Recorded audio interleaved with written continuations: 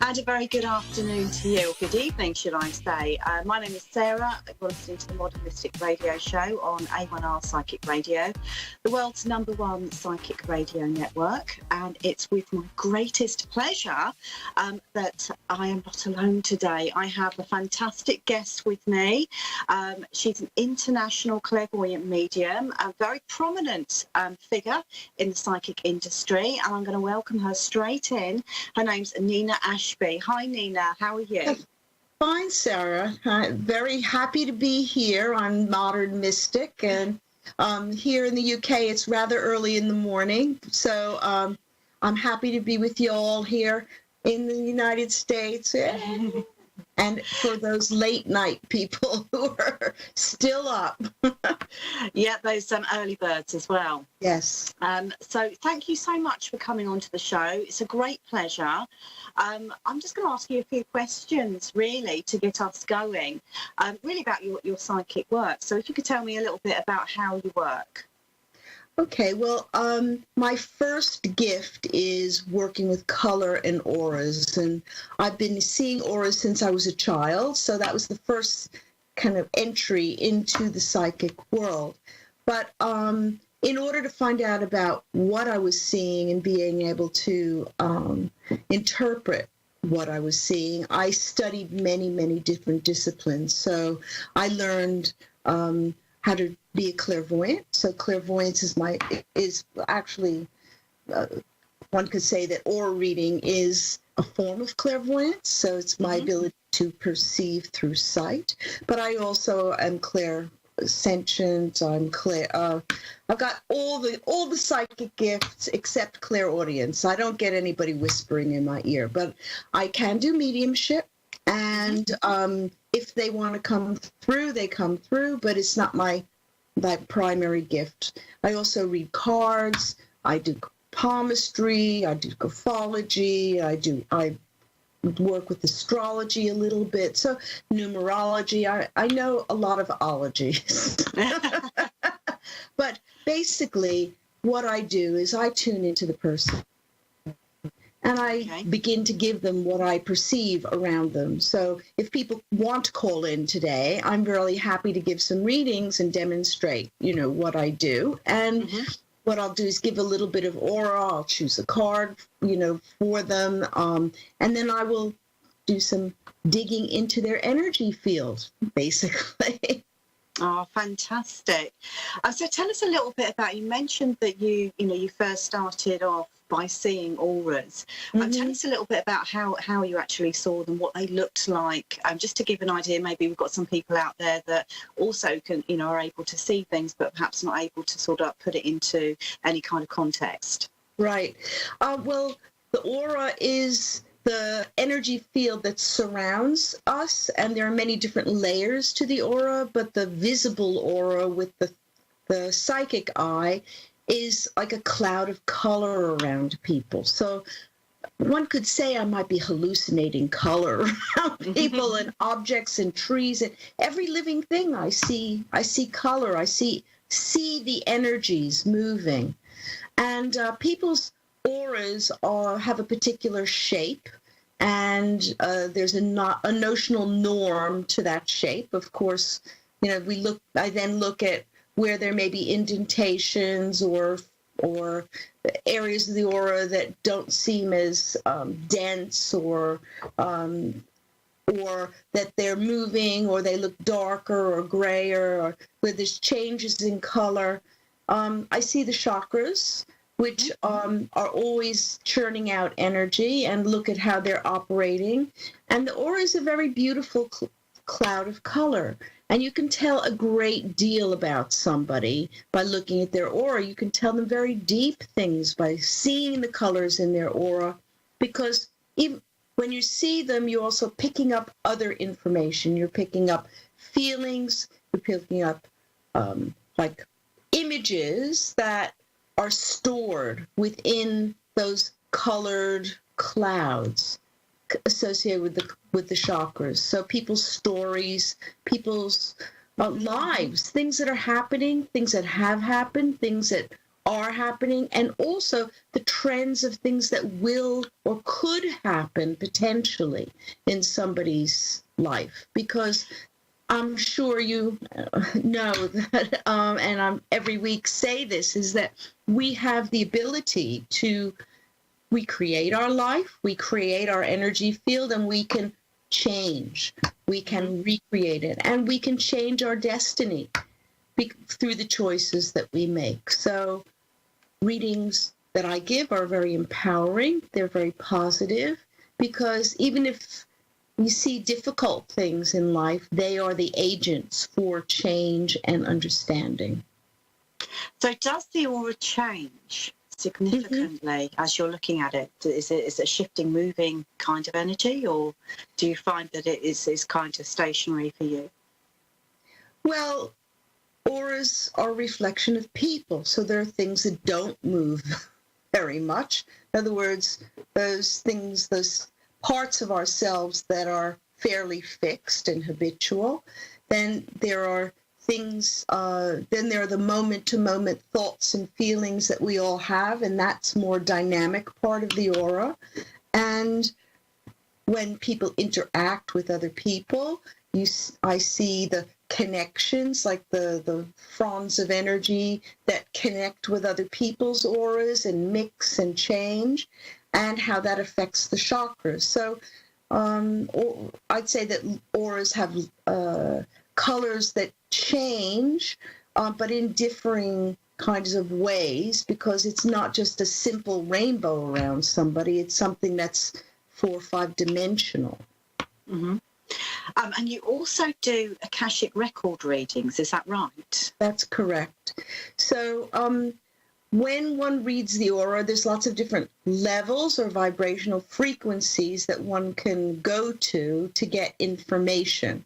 So the aura is more than just that visible colored aspect. The aura actually is the whole of our energy field, which is more than who we are physically, much more than who we are physically.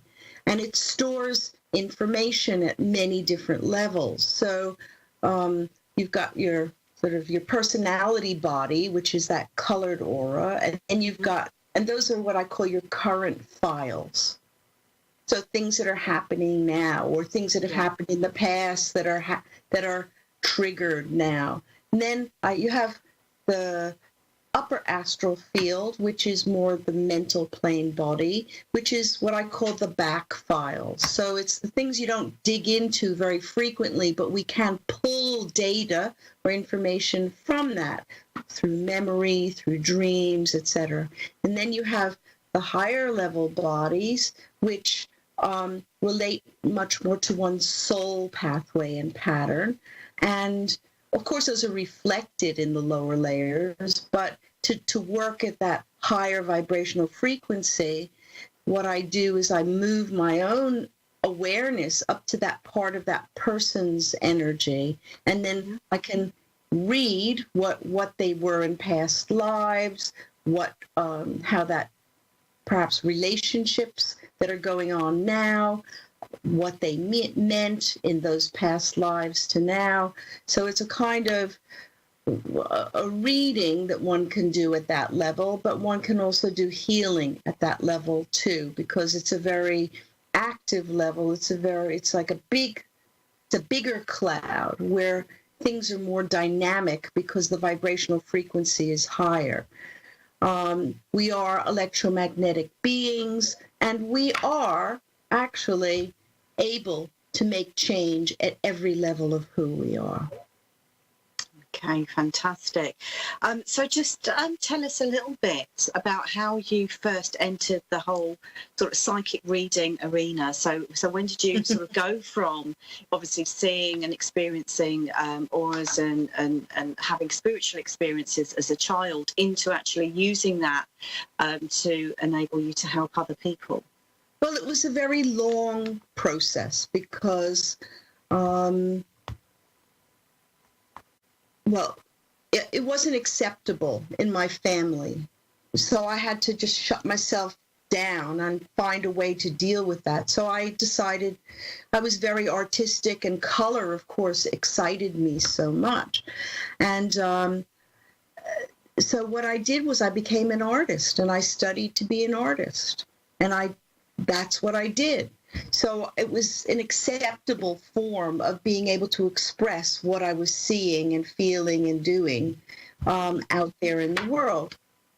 And of course, when you train to be an artist, what happens is you are trained to keep your sight open, your vision open. So it was unconscious, my unconscious mind, my higher self was pushing me in that direction where from an intellectual level, I was drawn to keep that sight open in spite of the fact that I wasn't allowed to talk about it or I had no context for it.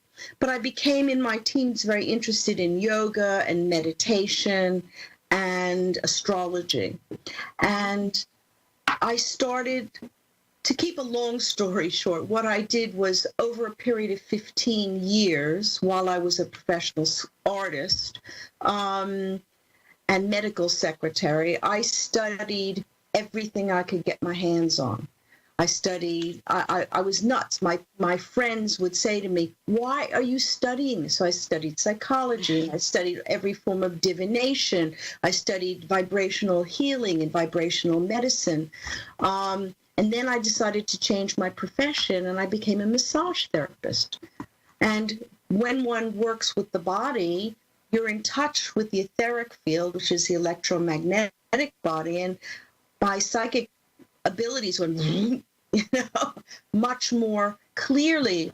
So I could say I had 15 years of training before I became able to actually do readings with any confidence, etc. So my first professional reading was in 1979, and I've been working since then. Wow. I moved to the UK in 1983 because I was told by my guides while I was running a yoga center for 2 weeks, I got this message in my mind. It was, I go to London. Every time I sat down, go to London. I said, why do I have to go to London? You know how we all fight with ourselves, you know? Yeah. What do you mean go to London? I can't afford to go to London. I don't know anybody in London. Why do I have to go to London? And every time I would sit down, they just said, go to London. They wouldn't give me an explanation, which is, of course, how spirit works, because they don't want to give you explanations. They want you to trust, right? Yeah. So I arrived in London. I said, okay, if God wants me to go to London, then God's going to have to make it happen. And it did happen. It was like a series of miraculous events. And I did arrive in London. And the day after I arrived in London, I was staying at this yoga center because I was teaching some classes. And they said, well, you know, would you like to come and give yoga demonstration? We have a stand at the Body, Mind, and Spirit Festival. And so I said, yeah, okay, fine. And I walked in, and there they all were, the psychics, the healers, the readers, everything. It was fantastic. And I got shivers. And that's the day I met the man who I subsequently married. Wow. Oh, so I met my husband. And that's why I had to come to London. And we had a very magical time. And anyway, I met him on July 4th, and I married him on December 4th. So I just moved, I went back to the States and cleared everything, and my place in Montreal, my place in New York, packed everything up and moved to England. And I've been here ever since. And I've done a lot less body work here than I do psychic work. And I've had the pleasure of writing for magazines, being interviewed for magazines, working on TV. Since 1995, I've been working on TV on and off in various ways and doing a lot of radio shows and teaching and writing books. I have 2 books out. I'm working on another one now. So I have Simply Color Therapy and Develop Your ESP, both quite simply written for the beginner, but also a very good teaching tool for people who out there who want to get ideas for teaching their own classes or use that material. So it's good, and it's not a regurgitation of anybody else's work. It's a lot of perception of my own things that I've seen, particularly around auras. So that was a great pleasure. So that's where I am now. Is your partner also psychically inclined, or are they more grounded in that respect? No, my husband's deceased now, but he was an energy healer. He was into Kabbalah, and he was a very wise and erudite man, and he was psychic in his own way. Mm-hmm. He was intuitive. He wasn't a psychic like I was a psychic, like I'm a psychic, in the sense of he didn't see colors. He got his information mentally. And great. But he taught me a lot, and I taught him a lot. So that's the way it should be. And we have amazing story. Yeah, I mean, so many interesting experiences that we had working with people, and I was very blessed. 32 years together. So, wonderful. Thank you so much. That's so interesting. We're going to go on to our first caller just in a second. But before we do that, can I just find out how people can contact you if they would like to book a session with you or find out more? Okay, they need to go to my website. And it's really easy to remember because my website is www.ninaashby.com. So Nina, Nina, Ashby, ASHBY, all one word, .com. And they can contact me through the website. There's a contact thing that sends an email, or they can email me at ninaashby.com. Oh, fantastic. They can email me at ninaashby.com. So it's quite easy. Fantastic. Thank you so much. I just wanted to get that in there. Thank you. As we run out of time at the end. So we do have our first caller. This is Katie from Tulsa in Oklahoma. Katie, are you with us? Yes. Hi, Katie. Hi. Hi, I'm going to pass you straight over to Nina. Do you have a question for Nina? I do. I just want to know if I'm on the right track with what I'm doing, or if I need to kind of step back and, kind of check things over, look over everything before I go ahead and keep moving on. Okay. What I'm going to do is take a moment to tune into your energy, as well as choose a card for you, Katie. Or actually, why don't you give me a number between 1 and 10, please? 7. Thank you. 6, 7. Okay. Just give one moment. Okay. Okay. Well, I feel for the last 4 to 8 months, things have been in a state of flux for you. I feel you've been going round and round in circles trying to make a lot of decisions about the way forward. And I feel that that this has been a product of a time when after a lot of sadness in your life around personal relationships and disappointments about other people. And I feel that this last period has been a time of you coming into a new kind of control over your own self, control over your own decision making, and which is something that has been a challenge for you in your life. Would you say that's true? That's very true. Great. Thank you for that validation. So when I look at your aura, what I'm seeing is 2 different pathways. And I feel that the old pathway is the one that you don't want to go down, but it's very hard to move your energy from there onto a new track. Is that right? That is very right. Because the new track, you don't really know how you can do it. You don't know how you can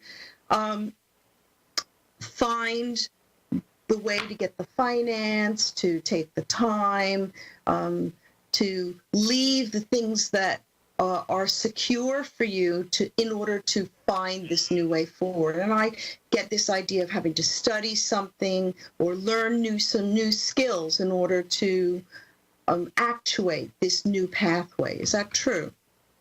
Very true, yes. Great. Okay.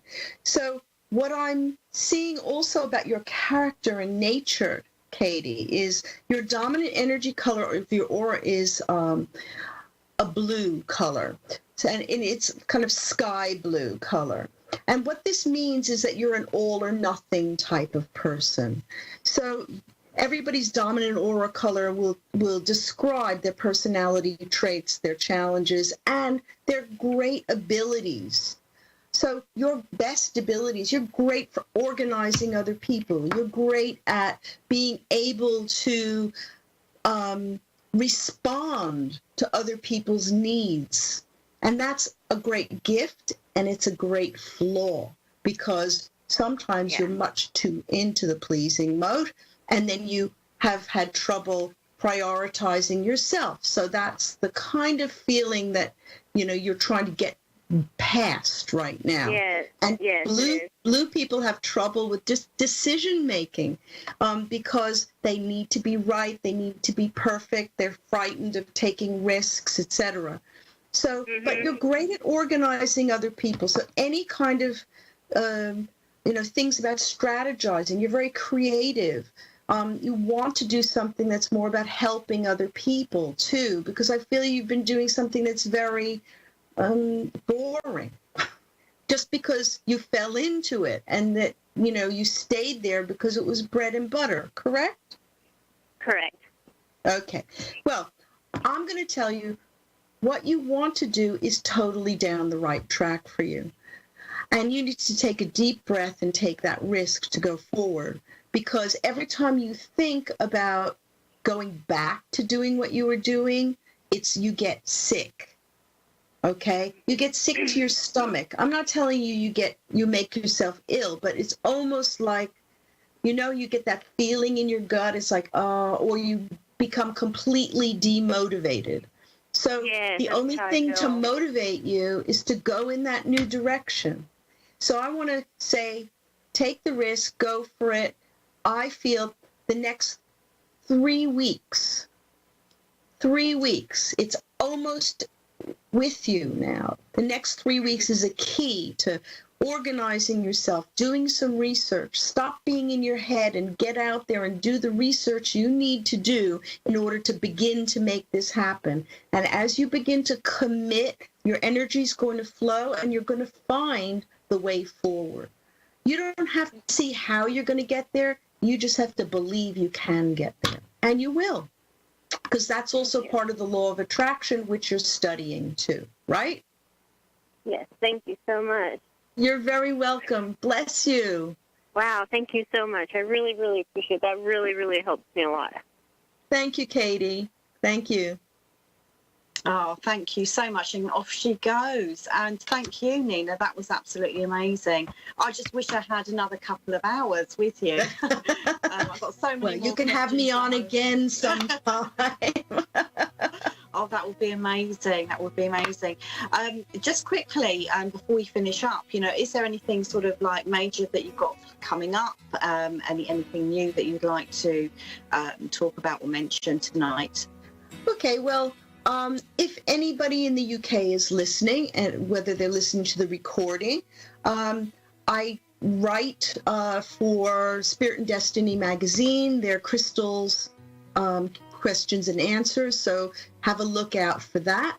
And I have nothing planned as far as teaching is concerned at the moment, or other shows, but I am available for readings and healing, and I see most of my clients online now via some kind of video platform. So if you live very far away from where I live in London, it's not a problem. Most of my clients actually are from all over the world. So please do contact me. And just a quick reminder of how they can do it, please, Nina. www.ninaashby.com, or you send me an email at nina@ninaashby.com. Oh, thank you so much. We're going to have to leave it there. Okay. And if you want to get a reading with myself, I'm also available on www.modern-mystic.co.uk. I'm going to wish you all a lovely week ahead, and I'll catch up with you same time next week. Goodbye for now.